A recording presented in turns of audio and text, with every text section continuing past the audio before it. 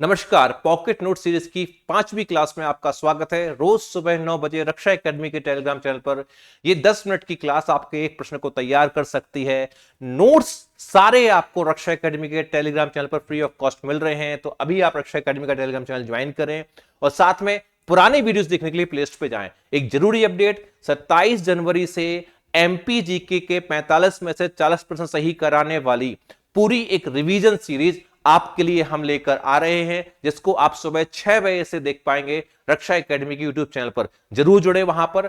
हम आज बात करने वाले हैं मध्य प्रदेश के प्रमुख पुरातत्ववेत्ताओं के बारे में, क्योंकि इनके जन्म से संबंधित प्रश्न आपसे पूछ सकता है, इनकी खोजें आपसे पूछ सकती हैं। तो इस वीडियो में कुछ बातें मैं आपको बताऊंगा, कुछ मैं आपको प्रश्न दूंगा जिनका जवाब आप कमेंट में देंगे। तो चलिए आगे चलते हैं।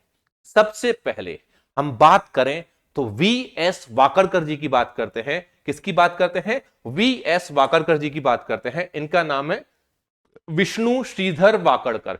क्या है? विष्णु श्रीधर वाकड़कर। अब थोड़ा सा आपको ये लग सकता है नाम सुन के शायद इनका जन्म कहीं एमपी के बाहर हुआ हो या तो महाराष्ट्र या साउथ में हुआ हो। ऐसा बिल्कुल नहीं है। ध्यान रखना है, आपका करंट में ये रहे हैं। उपनाम है इनका हरिभाऊ। उपनाम क्या है आपका? हरिभाऊ। और जन्म जो इनका हुआ था नीमच में हुआ था। बिल्कुल आपको ध्यान कर लेना है, जन्म कहां हुआ था आपका? नीमच में हुआ था। और कब हुआ था? मई 1919 में। कब हुआ था? मई 1919 में नीमच में वी.एस. वाकड़कर जी का जन्म हुआ था। मैंने पिछली क्लास में बताया है कि मध्य प्रदेश के किस क्षेत्र में, चंबल घाटी में, नर्मदा घाटी में या सोन घाटी में, कौन से क्षेत्र में इन्होंने ज्यादा उत्खनन किया है, वो आप मुझे कमेंट में बताएंगे। पहला सवाल। दूसरा, अप्रैल 1988 में इनकी मृत्यु हुई, सिंगापुर में मृत्यु हुई थी। याद रहे ना रहे, भूल जाना, कोई प्रॉब्लम नहीं है, लेकिन मेंस में आ सकता है तो वहां लिखना पड़ेगा। उपाधि, आपसे सीधा प्रश्न पूछा सकता है, भारतीय शैल चित्रों के पितामह की उपाधि किसे दी गई है? भारतीय शैल चित्रों के पितामह की उपाधि किसे दी गई है? तो किसने खोज की थी भीमबेटका की? आपको ध्यान रखना है, वो है आपके श्री वी.एस. वाकड़कर। आपको यह याद रखना है। इससे ज्यादा जो आपसे पूछा जा सकता है, वी.एस. वाकड़कर जी को कौन सा पुरस्कार मिला? तो वो है पद्मश्री। कौन सा पुरस्कार मिला? पद्मश्री। और कब मिला? 1975 में मिला। कब मिला? 1975 में। आपसे प्रश्न पूछा जाएगा कि निम्न में से कौन से पुरातत्ववेत्ता हैं जिन्होंने विलुप्त हुई सरस्वती नदी के ऊपर शोध की थी? विलुप्त हुई सरस्वती के ऊपर शोध की थी। बताया था कि सरस्वती नदी का रास्ता ये हो सकता है, वो भी यदि आप देखेंगे तो वी.एस. वाकड़कर जी ने की थी। अब मेरा प्रश्न आपसे जो है, वी.एस. वाकड़कर ने मध्य प्रदेश में कौन कौन से स्थानों की खोज की है? आप उसको सर्च कीजिए और कमेंट में बताइए। आपको भी याद रहेगा और जो लोग बाद में पढ़ेंगे उनको भी याद रहेगा। वी.एस. वाकड़कर जी, इतना आपको याद रखना है, बहुत महत्वपूर्ण है।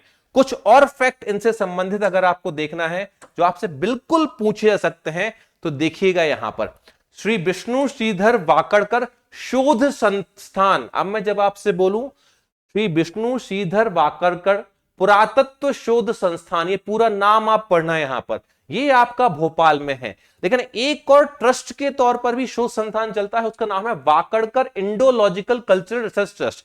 Wakadkar Indological cultural research trust, ये आपका कहां पर है? उज्जैन में है। ये भी एक शोध संस्थान है। तो वाकड़कर जी के नाम से जो शोध संस्थान है वो कहां पर है? आपका भोपाल में। और उनका जो एक ट्रस्ट है वो कहां चलता है? आपका उज्जैन में। और जन्म कहां हुआ था उनका? नीमच में। आपको यह ध्यान रखना है। इसके बाद जो हम पढ़ते हैं, किसके बारे में पढ़ेंगे? अब हम जो पढ़ेंगे इनकी खोज के बारे में थोड़ा पढ़ लें, जो मैं लिखवा दी है यहां पर, आपको पता चलिए लिखवा दी है। आप इसके अलावा जो खोजो बताइएगा। भीमबेटका 1957-58, मनोटी 1960, आवरा 1960, मंदसौर 1974-76, आजाद नगर 1974, डांगवाला 1974-1982 आदि खोज इन्होंने की है, उत्खनन इन्होंने कराया है। इसके अलावा आप जो बाकी हो, इतने मैंने बता दिए, वो आप कर दीजिएगा यहां पर। ठीक है। जो मैंने आपको बताया, उज्जैन में एक क्या है आपका? वाकड़कर इंडोलॉजिकल कल्चरल रिसर्च शोध सेंटर है। एक और चीज आपकी उज्जैन में है, वो क्या है? श्री विष्णु वाकड़कर कला भवन। क्या है? विष्णु वाकड़कर कला भवन, वो भी क्या है आपका? उज्जैन में है। अब एक प्रश्न आपसे पूछा सकता है कि क्या इनके नाम से कोई पुरस्कार दिया जाता है? तो जी हां, दिया जाता है श्री डॉक्टर विष्णु श्रीधर वाकड़कर राष्ट्रीय सम्मान। अब यहां पर आपको ध्यान रखना है, डॉक्टर श्रीधर विष्णु वाकड़कर राष्ट्रीय सम्मान कौन देता होगा, कैसा सम्मान है, ये राष्ट्रीय सम्मान है। कौन देता है, आपको ध्यान रखना, भारत सरकार नहीं, मध्य प्रदेश सरकार देती है। कौन देती है, मध्य प्रदेश सरकार। और इसमें यह भी प्रश्न पूछा गया है पीवाईक्यू के अंतर्गत कि किन किन क्षेत्रों में दिया जाता है, किन किन क्षेत्रों में दिया जाता है। आपको ध्यान रखना, पुरातत्व, इतिहास और संस्कृति, तीन याद रखना है। पुरातत्व, वो खुद पुरातत्वविद्ता थे, इतिहास डेफिनेटली वो इतिहास को ही खोज करते थे, और संस्कृति, चूंकि पुरातत्व के द्वारा जो उत्खनन होता है वो हमारी संस्कृति को ही बताता है। तो तीन आपको याद रखना है, पुरातत्व, इतिहास और संस्कृति के नाम पर श्री विष्णु वाकड़कर राष्ट्रीय सम्मान आपका दिया जाता है। आपको ध्यान रखना, बहुत महत्वपूर्ण है। इस बार एक प्रश्न आपको देखने के लिए मिल सकता है, इसलिए इसमें कोई भी त्रुटि आप ना करें। आगे दूसरे आते हैं, मैंने वही बताए हैं जो ज्यादा आपके एमपी से जुड़े हुए हैं, केवल एक आपके अलग है और जिनके बारे में प्रश्न बनना बहुत ज्यादा इंपॉर्टेंट है। अरुण सोनकिया जी, कौन है, अरुण सोनकिया जी।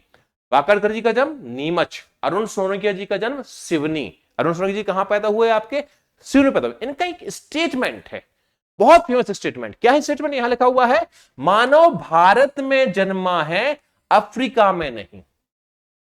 ये बात इन्होंने क्यों कही, आप बताइए। अरुण सोनकिया ने क्या ऐसे किसी स्थल की खोज करी थी जहां पर प्राचीनतम मानव के साक्ष्य मिले थे, कमेंट में बताइए। मैंने पिछली क्लास में आपको बताया हुआ है। यह माना जाता है, कई आपके जो वेस्टर्न पुरातत्ववेत्ता हैं वो ये कहते हैं कि जो मानव की उत्पत्ति हुई है वो कहां हुई, आपकी अफ्रीका से हुई है। लेकिन मध्य प्रदेश में जो है आपका असलियत में प्राचीनतम मानव मध्य प्रदेश में पाया गया, ऐसा मानना किसका है। तो आपसे पूछा जा सकता है कि मानव भारत में जन्मा है, अफ्रीका में नहीं। यह बात किसने कही थी, यह बात अरुण सोनकिया जी ने कही थी। ठीक है, खोज इन्होंने की थी 5 दिसंबर 1982 को, एक महत्वपूर्ण, इसके बारे में आपको बता रहा था, हथनौरा नर्मदा मानव, हथनौरा नर्मदा मानव। हथनौरा में याद है आपको, होमो इरेक्टस, एक नाम मैंने बताया था, क्या बताया था, होमो इरेक्टस। पिछली क्लास देखिए, ये छोटे छोटे फैक्ट हैं। एक मैंने कहा था आपसे कि रहीमन देख बड़ेन को लघु न दीजिए डारी, और जहां काम आवे सुई का कर तलवार। ये वो सुई है जो आपके प्रीलिम्स में जो एक गैप रहता है 1-2 नंबरों का, ये पॉकेट नोट सीरीज वो 1-2 नंबरों के आसानतम प्रश्न जो सबसे बनना चाहिए उन्हें कवर कराने में आपको हेल्प करेगी। पूरी सीरीज देखिए, प्लेलिस्ट दी गई है। टेलीग्राम से नोट्स अपने पास में सेव करके, शेयर करके अपने पास में व्हाट्सएप में कहीं फाइल बना के रख लीजिए। कुछ नहीं करना है, एग्जाम के पहले सिर्फ देख के चले जाना। कम से कम 30 से 35 प्रश्न आपको यहीं से मिल जाएंगे पूरे 101 वीडियो से। मैं आपसे फिर बता रहा हूं, ये ध्यान रखिएगा आप। और बाकी जो बचा है वो बलराम सर अपनी क्लास में करवा ही देंगे आपसे। ठीक है, हाथी के भी जीवाश्म हथनौरा से मिले थे, ये आपको ध्यान रखना है। तो अरुण सोनकिया जी बहुत महत्वपूर्ण है अपने कथनीकरण कि मानव अफ्रीका में नहीं बल्कि भारत में जन्मा है। इस बात का आपको क्या रखना है, ध्यान रखना है। अगले हैं आपके HD सांकलिया। इनका पूरा नाम था हसमुख धीरज लाल सांकलिया। क्या नाम था, हसमुख धीरज सांकलिया। आपका जन्म मुंबई में हुआ था 1908 में। पद्म श्री मिला था आपको किसको, VS वाकड़कर जी को। लेकिन सांकलिया जी को मिला था पद्म विभूषण 1974 में। उनको मिला था 75 में, इनको कौन से मिला था, 1974 में। एक बात आपको ध्यान देना है, HD सांकलिया जी के बारे में एक इनको उपाधि दी गई है। कैलाशय के पितामह की उपाधि किसको दी गई है, बताया है मैंने। इनको उपाधि दी गई है आधुनिक वैज्ञानिक पुरातत्व के जनक। जो ये मॉडर्न जो आपका आर्कियोलॉजिकल साइंस है उसके जनक इनको बोला गया है। आधुनिक वैज्ञानिक पुरातत्व के क्या हैं, आपके जनक हैं। इन्होंने नावदा टोली 1952-53 में देखा है। पितपुर महेश्वर, इनकी एक पुस्तक है रामायण मिथ और रियलिटी। एक पुस्तक क्या है इनकी, रामायण मिथ और रियलिटी। यहां तक इन्होंने कहा था कि जो श्रीलंका की बात हम करते हैं वो श्रीलंका एक्चुअली आज की श्रीलंका जो तमिलनाडु के आगे है वो श्रीलंका ना होकर बल्कि मध्य प्रदेश में कहीं अमरकंटक के पहाड़ों के आसपास थी। लंका जो एक्चुअली है वो लंका मध्य प्रदेश के पहाड़ों के आसपास थी। इन्होंने अपने रिसर्च अपने फैक्ट के बेस पर इसको सिद्ध करने की कोशिश की है। इनकी पुस्तक है रामायण मिथ और रियलिटी, बहुत इंपॉर्टेंट है। और एक है इनकी book Indian archaeology today born for archaeology. एक बुक है इनकी इंडियन आर्कियोलॉजी टुडे और अगली बुक है इनकी बॉर्न फॉर आर्कियोलॉजी। ये आपको ध्यान रखना है, बहुत महत्वपूर्ण है। इस तरीके से और भी आपके महत्वपूर्ण है, लेकिन ये आपको 3 जरूर याद रखना है। एक ना एक प्रश्न से आने की संभावना है। वीएस वाकड़कर जी में वेरी वेरी वेरी इंपॉर्टेंट, आप लगा लीजिए। नोट्स को रक्षा एकेडमी टेलीग्राम चैनल ज्वाइन कर लीजिए। और मैं फिर कह रहा हूं, अगर इसी तरीके से एमपीजी के ही जो आपको नेगेटिव मार्किंग में पार लगाएगा उसके आप 45 में से 40 क्वेश्चन सही करना चाहते हैं तो बलराम सर आपको पूरे एमपीजी के रिवीजन कराने वाले हैं। रणनीति 51 बैच जो 1500 में अवेलेबल है, इसी में आपको 100 टेस्ट की टेस्ट सीरीज दी जा रही है। 500 में अलग से आपकी टेस्ट सीरीज है, नेगेटिव मार्किंग के साथ में लगा के जरूर देखिए।